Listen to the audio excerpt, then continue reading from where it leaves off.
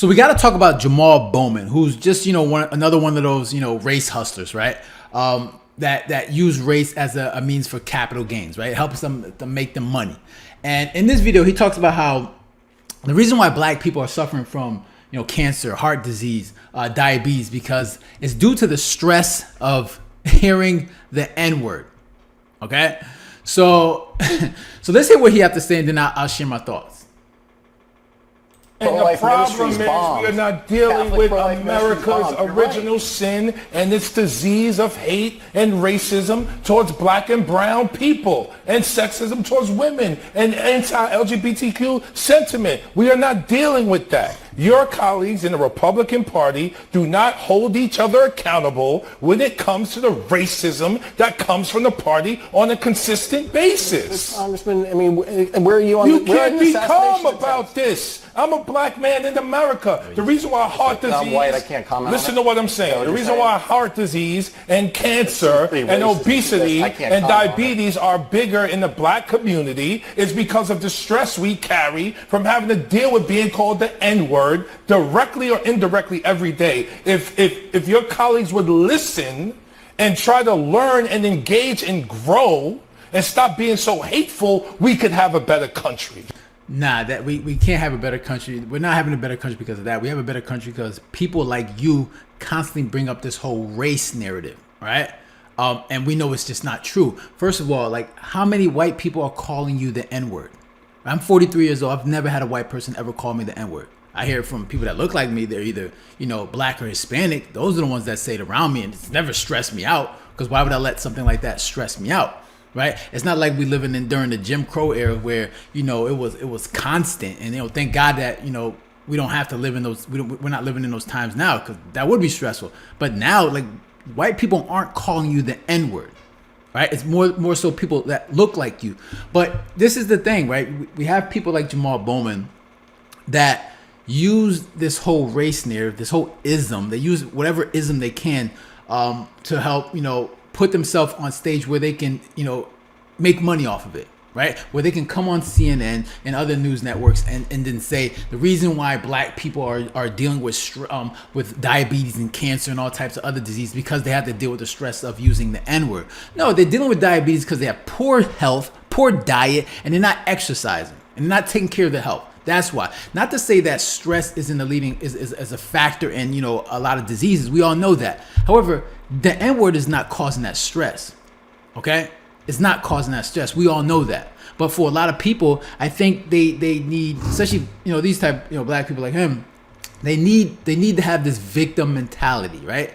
Like this victimhood drives them, okay? Because it helps them cope with the fact that maybe they're just not happy with their life, or maybe they're just not, finding the level of success that they want when it comes to their life, or, they have to find a reason, right? The reason why they're not successful is because of some type of ism, when in reality it's just probably, just you looking in the mirror, right? But it's hard for some people to look inward, right? It has to be some external thing.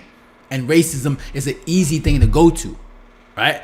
And it's an easy thing because then you don't know because a black person can always say, you don't understand my experience as a black person. And of course, a white person is not going to understand it, nor should they. Like, why would they? They're not black. The same goes the other way. Like, you don't know the experience of a white person or any other Hispanic person. No one knows anyone's experience. Like, everyone experienced their own thing in life. But to always go back to, where, your side doesn't understand because, we're always we're stressed out because of the N-word. No white person is calling you the N-word. You know that. No one's calling you that.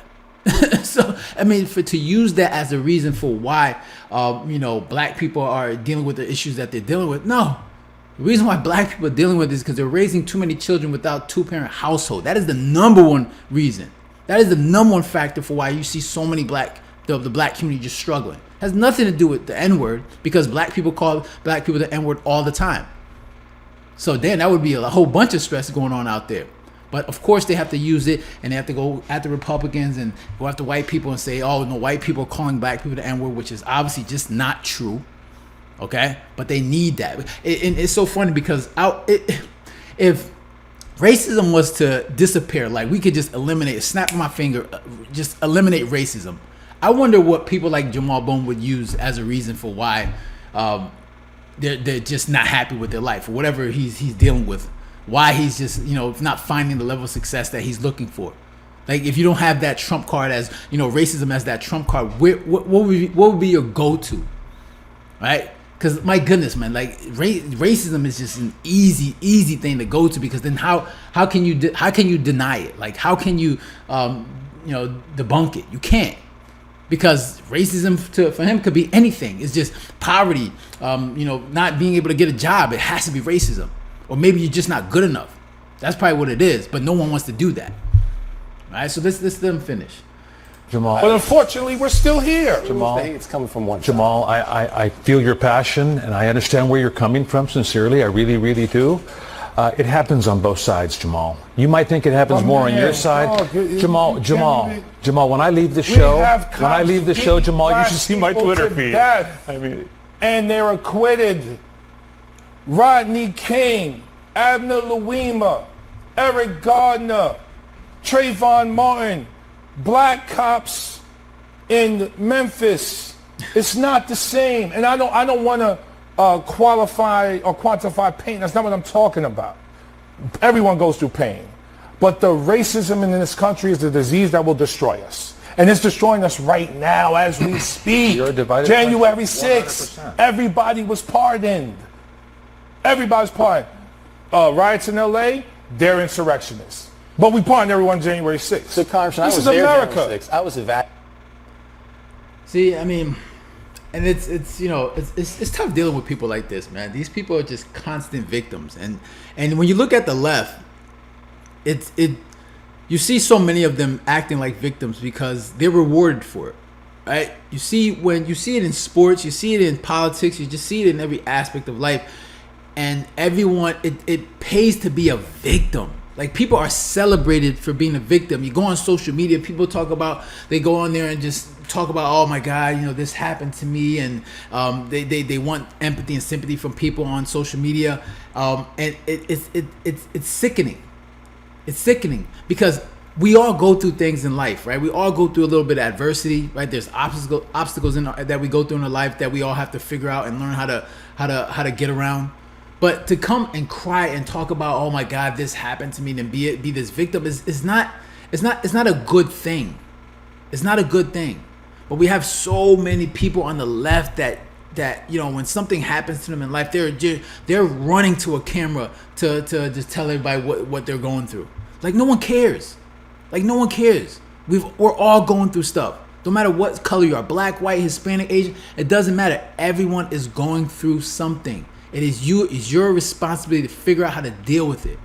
And a grown ass man talking about, oh my God, racism and cops and people being shot. You got black people shooting people every day, white people shooting every day, everybody shooting everybody. Crimes are committed, right? Do a better job. If you got a problem with the black, with the black community, you need to start talking about why children are being raised in single parent households. That is a bigger issue than anything. That's why you see so many black people struggling when it comes to mental health, diseases, poverty, with their finances. This is the big reason for that. Why are you raising children with one parent? You need the mother and the father there for that child. We all know how the data shows that children raised in a two-parent household creates more success for that child. But yet you see more black children being raised in single-parent houses, and you're wondering why they're out there committing crimes. You're out there, with mental health issues, okay? And to keep crying about racism is just like, it's getting old. It's getting tiresome. Right, it's getting to the point where the whole meaning of racism it has zero meaning anymore. It doesn't have that same impact because everything can't be about racism, right? And these guys, like, it's something that obviously triggers a lot of people. So which is why they constantly use it. And as long as people are struggling and unhappy, it's easy to use these type of terms to get people triggered and emotional to say, yes, the reason why you are struggling in life, why you're not happy, is because of some type of ism. And that's the reason why you see so much struggle, you see America struggling so much with sticking together, staying together. All right. So those are my thoughts. Interested to hear what you got to say. Make sure you leave a comment down below, hit the like button, share. And if you haven't done so already, make sure to subscribe. So you guys take care. Have a good one. Later.